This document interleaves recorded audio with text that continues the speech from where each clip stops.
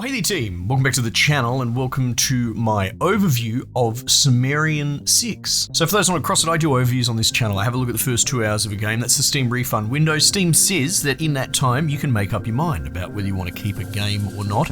And I would broadly agree and say as a general rule, 20 hours in, you're probably not going to change your mind about how you felt 2 hours in. So it's a short punchy video, keep it around 10 minutes and I give you the broad strokes info and then you can make up your mind on your own. So Sumerian 6. I went into this with tentative feelings, a bit of excitement, and a little standoffish because it's made by Artificer, who made Showgunners, which I think is a brilliant game. Here's the pitch that will make you drop everything and go get it. It's the Running Man, but in a turn-based strategy type game, a la XCOM, something like that. And just generally speaking, fantastic game. So I was excited on pure pedigree going in. Now, it feels like I'm setting up a butt, and I suppose the butt is this. This is very much one of those commandos-like games, me type games, you know, Shogun, Shadow of the Bloody Whatever, or Shadow Gambit's the other one they did. And the shoe that I'm dropping is that this is actually a really good game for what it is, but it's still not enough for me to really love this genre. So is it worth your time, worth your money? I would say in many ways it could be a yes.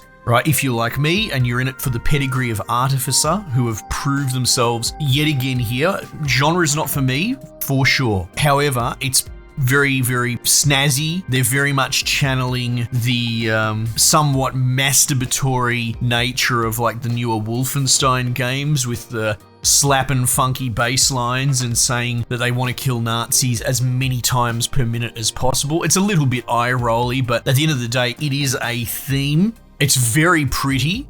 And I want to say polished because a lot of the moving parts and the abilities are really cool. However, I've had so many fucking bugs in just 2 hours. It's wild. Like dudes getting stuck on walls for pathing and all that. And when I say dudes, I mean enemy dudes. Dudes with sight cones that I'm supposed to go over and stab, but I can't reach them because they're stuck behind a box and they won't come out from under it. That's just the most egregious one that comes to mind. But at the time, that was on the tail end of a string of just frustrating bugs. So that's a little bit of a shame and perhaps can be patched out. And yes, I'm looking at this in pre-release, but it should be fairly final product. But it's like buyer beware. It might need a few patches before you put the money down. Now, if you're someone like me that doesn't particularly like this genre a lot, is it enough for you to be converted? I'll give you a maybe, because I went in, honestly, you know, open heart, open mind, and thought if anyone could convert me across, it would be these dudes. But sadly, I'm still just not a huge fan of the genre, but it seems to be a strong entry.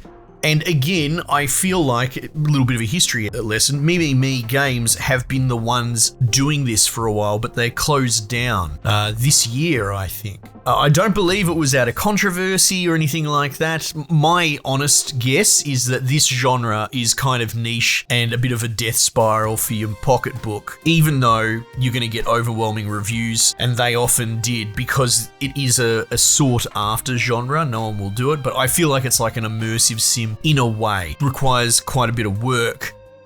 But not exactly a huge amount of popular audience capture. This is speculation just on someone who plays all sorts of games, but I think you'll find that quite a lot of people are like me. They get a little bit frustrated with these games. They can lean a little bit too hard towards critical path design, which is to say, without opening up a huge can of worms, that often there is a solution in there and you have to just figure out what the developer kind of wants you to do. All games obviously play with that to an extent, but I find it to be a bit more of a trial and error practice in frustration as you try and essentially, you know, 1, 2, 5, 10 deaths your way into the correct solution, or one of the handful that will be there. So yeah, look, I hope I'm not coming across as harsh on it. Like I said, the only real harsh criticism is that there seems to be quite a few bugs, and that kind of stands in stark comparison to, like I said, the actual amount of polish. It seems like a good game, and I might give it some more time because this is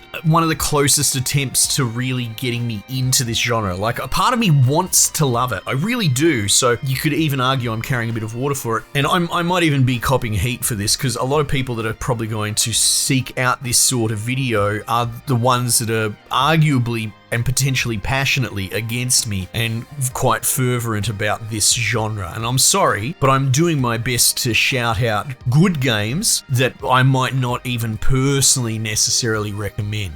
I hope that makes sense. But yeah, very cool soundtrack. It's got a cool story going on. One of the cooler standout things to me is it's doing occult Germans, which is something I kind of wish was tapped a bit more. So they're experimenting with this sort of MacGuffin energy source and, you know, searching in ancient Sumerian ruins and, you know, coming up with cool inventions and that. And your main characters are kind of scientist commandos that have these supernatural abilities, which I like that actually. As polished as it is as a sort of Tarantino come Wolfenstein gore orgy, like it's good at what it's doing, but I was worried it was just going to play it too safe, too straight. But now you've got all these mad scientists that can do things like teleport and switch positions with enemies, or can sort of soul piggyback off of a dude. So you know, the guy will go on his patrol route and your guy can phase in and out of him. It's a cool way to add different mobility. There's another chick that I picked up that can like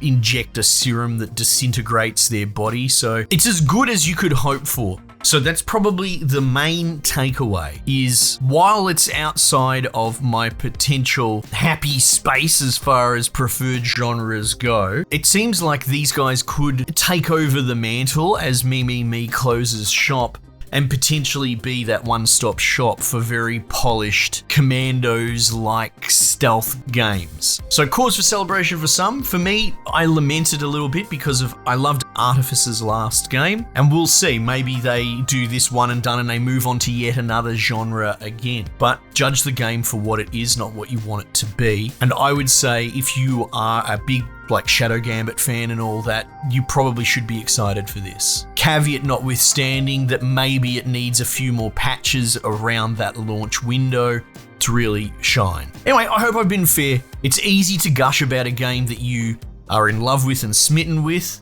but I'd like to think I've done right by this by acknowledging while it's not something for me, it may be for thee. Anyway, team, I might just leave it there for the time being and I'll catch you guys on the next one.